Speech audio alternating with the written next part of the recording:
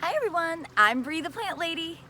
Today I want to talk to you about watering through the winter season. I've been getting a ton of questions about how often do I water when I sow my seeds, and this is probably the most efficient way to answer those questions. So let's get a few things straight. I'm gardening in the Raleigh, North Carolina area, USDA Zone 7. I can't give you specific instructions on how to water everywhere across the country. That just doesn't make sense. So I don't mean this in a condescending way, but I want you to employ common sense when it comes to understanding when to water.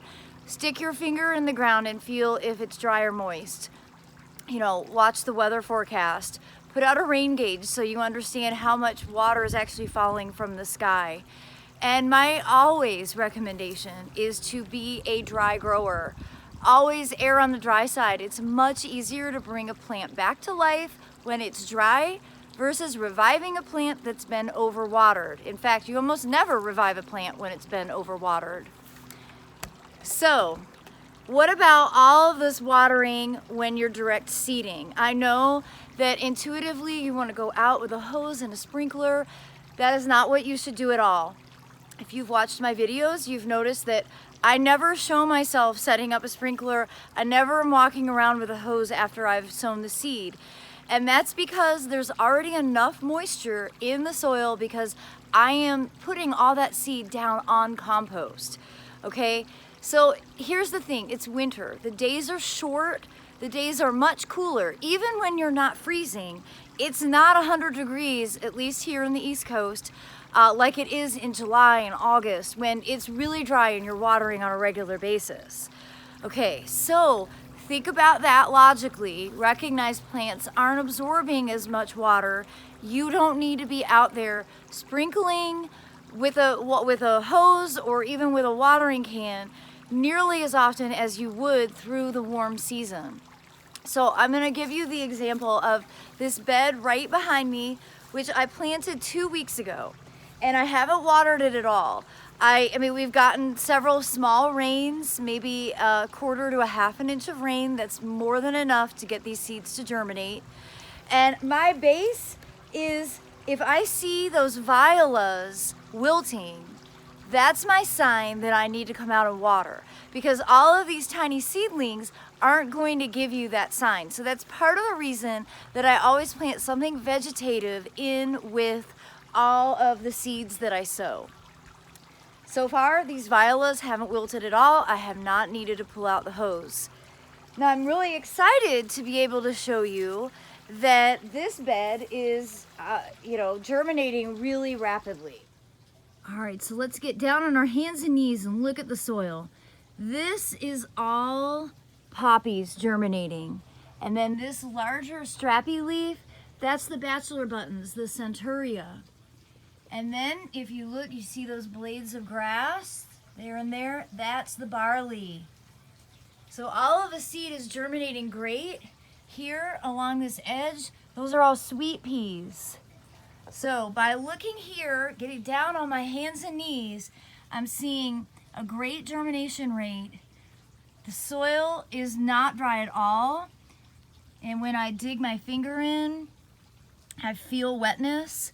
So I absolutely don't need to come in and do any watering. When I do water, I recommend using a quality end of hose rose. So this is what's going to make the water come out and not blast all of those seedlings.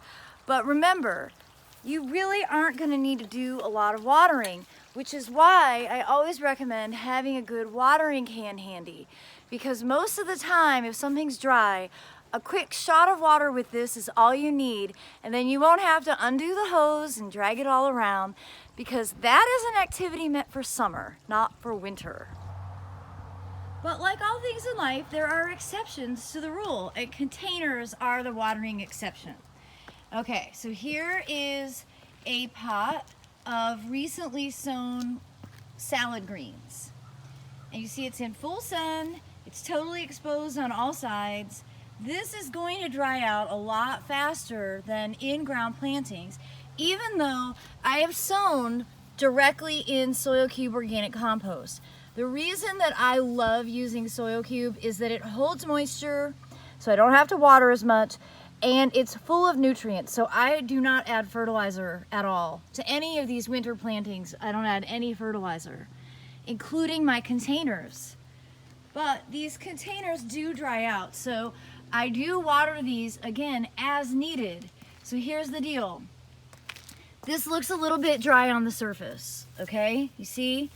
But as soon as I put my finger in, I feel wetness. It's not dry. I do not need to come in and water this yet.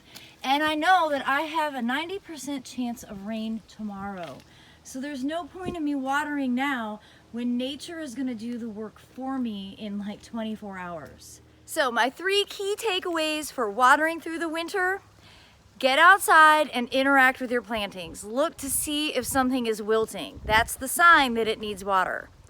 Stick your fingers into the soil and actually feel the soil moisture level. That'll be the #1 way that you can determine whether you need to come out and water. And number 3, pay attention to your weather forecast. If there is rain in the forecast for tomorrow, don't water today. I hope these simple winter watering tips will help guide you to a successful season ahead. Thank you so much for watching. Have a great day.